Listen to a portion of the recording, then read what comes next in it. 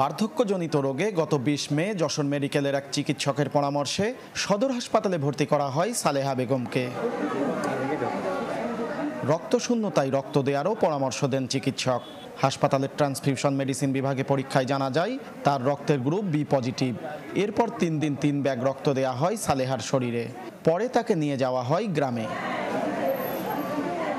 বাড়িতে নেয়ার পর থেকে শরীরে জ্বালা পোড়া, বমি সহ খিঁচুনি শুরু হয়।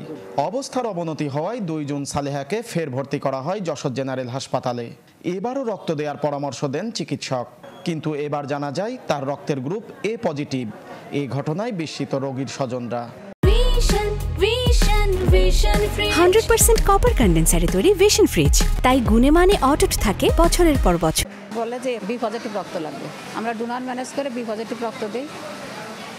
দেওয়ার পরে মা অনেক অসুস্থ হয়ে পরে আবার রক্ত দেওয়ার কথা বলে রক্ত দিতে আসলে পরে বলে রোগীর রক্ত এ পজিটিভ।